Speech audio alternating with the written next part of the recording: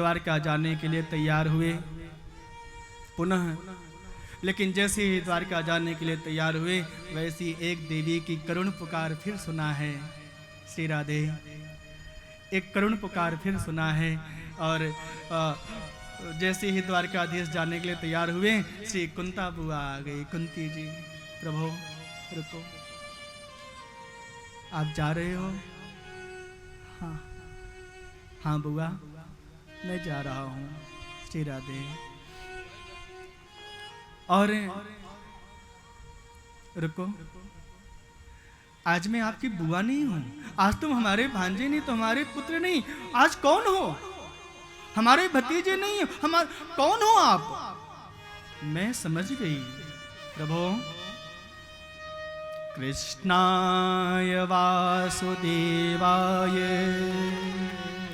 देवकी नंदनाय च नंद गोप कुमाराय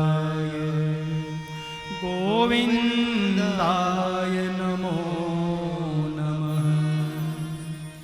गोविंदाय नमो नमः। प्रभु, आप कृष्ण हैं, आप वासुदेव हैं, आप देवकी नंदन हैं, आप गोविंद हैं। आज मैं आपको प्रणाम कर रही हूँ। भगवान श्री कृष्ण कहते हैं, अरे बुआ ऐसा मत कर, तू मुझे प्रणाम करेगी, मुझे पाप लगेगा, अपराध लगेगा। नहीं नहीं गोविंद, आज मुझे प्रणाम करने दो। गोविंद, आज मैं तुमसे कुछ मांगना चाहती हूँ। बोल बुआ, क्या चाहिए? क्या चाहिए बुआ, बता। अब कुंता बुआ ने बहुत सुंदर मांगा है। प्रभु, मुझे क्या चाहिए? मुझे दुख चाहिए। सुख भी मुझे प्यारे हैं, लेकिन प्रभु मुझे दुख चाहिए। हे प्रभु, मैंने देखा है जब जब हमारे पुत्रों के ऊपर दुख आया है, तब तब मैंने आपको देखा है प्रभु। लाक्षागृह में जलाया जा रहा था, मैंने आपको देखा है। वनवास दिया गया, मैंने आपको देखा है। अज्ञातवास हुआ है पांडवों का, मैंने आपको देखा है प्रभु। हे प्रभु, मुझे सुख नहीं चाहिए, फिर क्या चाहिए बुआ? अब तो तुम्हारे पुत्र सम्राट बन चुके हैं, क्या चाहिए बोल? कोई अभिलाषा है? हाँ प्रभु, क्या चाहिए? विपदः सन्तु नः शश्वत् तत्र तत्र जगद्गुरो भवतो दर्शनं यत् स्यात् अपुनर्भव दर्शनम्। प्रभु, मुझे सुख नहीं चाहिए। मुझे क्या चाहिए? क्या चाहिए मुझे? मुझे सुख प्यारे हैं, अच्छे लगते हैं, आपकी कृपा का अनुभव होता है, लेकिन प्रभु मुझे दुख चाहिए। कोई है ऐसा जो भगवान से दुख मांगता? मुझे प्यारे हैं, दुख भी मुझे प्यारे हैं। छोड़ो मैं किसे भगवान, क्योंकि दोनों ही तुम्हारे हैं। सुख भी मुझे प्यारे हैं, दुख भी सब बोलो। मुझे प्यारे हैं। छोड़ो मैं किसे भगवान, दोनों ही तुम्हारे हैं, दोनों ही तुम्हारे हैं। सुख दुख ही तो दुनिया की गाड़ी को चलाते हैं। सुख दुख ही तो हम सबको इंसान बनाते हैं, इंसान बनाते हैं। संसार की नदियाँ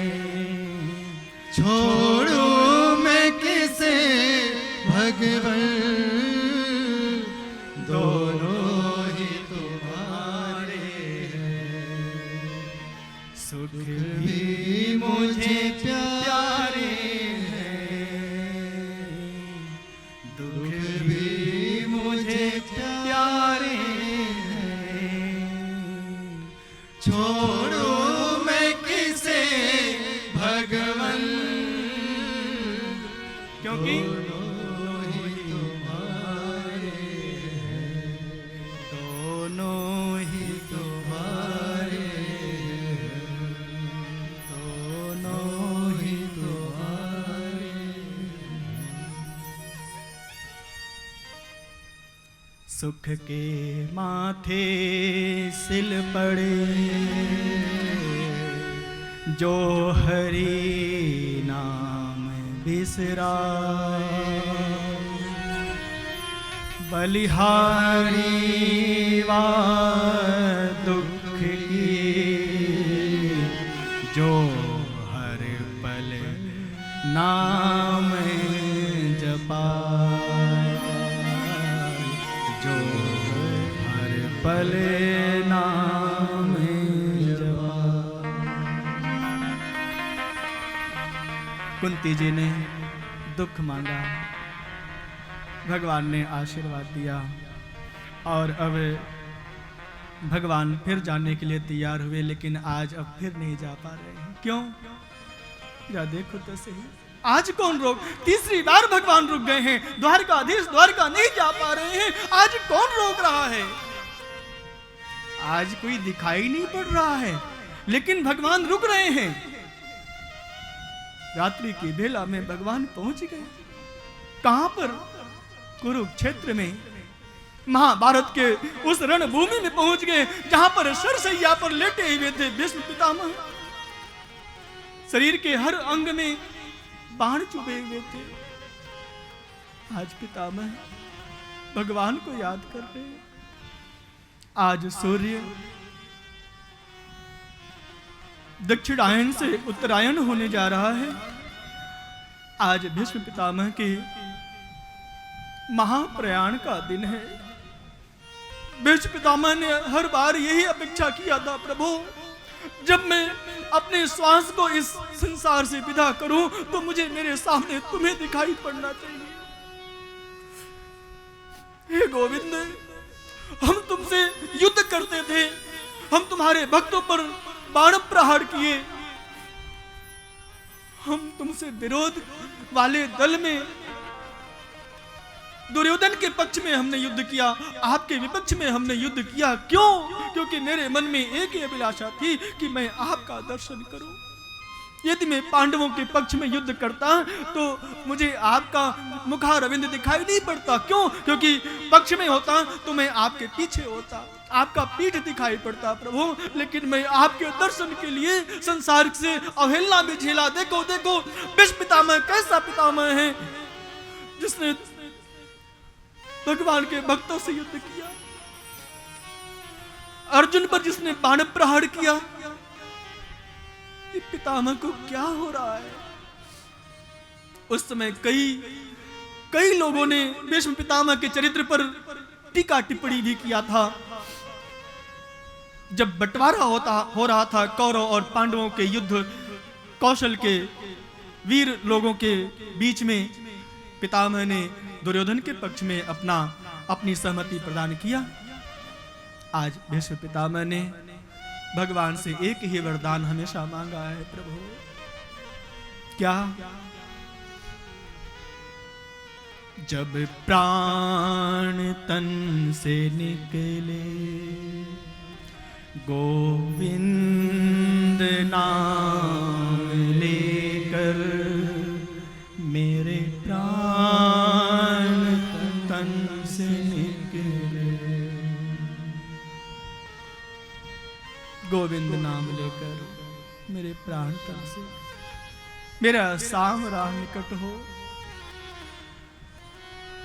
वंशी का वट हो, मुख पर थोड़ी हंसी हो, जब प्राण तन से निकले। आज द्वारकाधीश अपने भक्त की अंतिम अभिलाषा पूर्ण करने के लिए कुरुक्षेत्र पहुंच गए। कितना कष्ट हो रहा। आपके शरीर में एक सुई चुभ जाए कभी, बताओ कितनी पीड़ा होती है।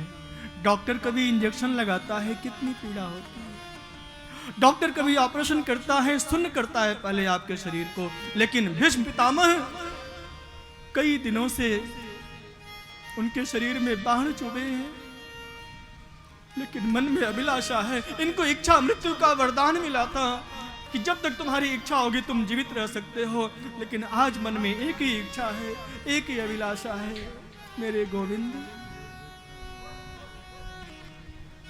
इस जीवन के अंतिम बेला में तुम दिखाई पड़ना मुझे।